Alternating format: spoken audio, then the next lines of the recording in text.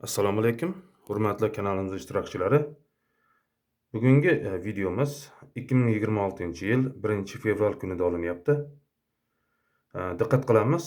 Bugun anor gulini to'kilmaslik uchun yana nima qilish kerak degan savolga imkon qadar javob berishga harakat qilib ko'ramiz. Anor guli, mana shu siz yuqorida ko'rib turgan mana shu rasmdagi bu anor guli mana. Anor guli. Anorda ikkita xil guli bo'ladi. Birinchisi bu erkak guli, keyingisi esa urg'ochi guli bo'ladi. Odatda erkak gullari to'kilib tushib ketadi. Urg'ochi gullari esa saqlanib qoladi. Ammo lekin anorni o'zini holati yaxshi bo'lsa, tuproqning meliorativ holati yaxshi bo'lsa, anor guli to'kilmaydi. Ya'ni urg'ochi gullari ham to'kilmay saqlanib qoladi.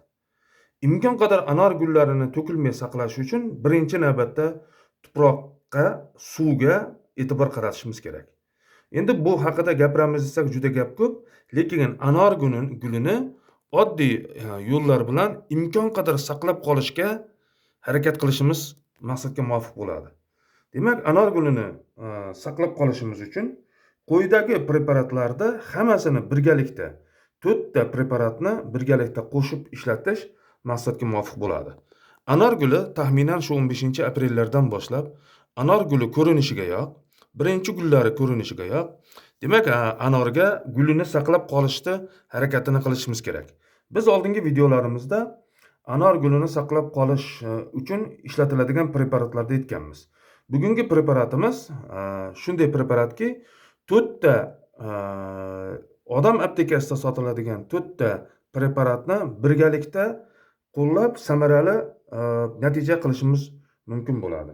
Birinchi, demak, biz hammamiz yaxshi biladigan oddiy birinchi tabletkaga e'tibor qaratamiz. Bu mana shu tabletka mana. Foliyevaya kislota.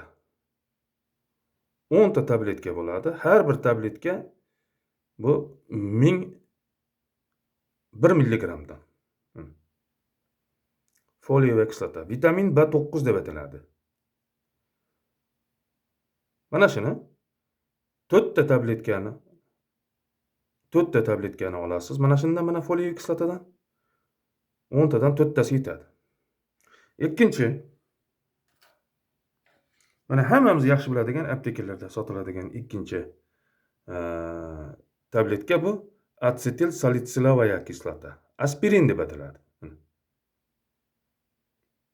Bu tabletkadan 3 ta olamiz. Har bir tabletka 500 milligramdan. 3 dona yetadi. Lekin 4 tadan oshib ketmasin. Va keyingi tabletkamiz, buni ham hammamiz yaxshi bilamiz. Bu mana kalsiy glyukonat tabletkasi.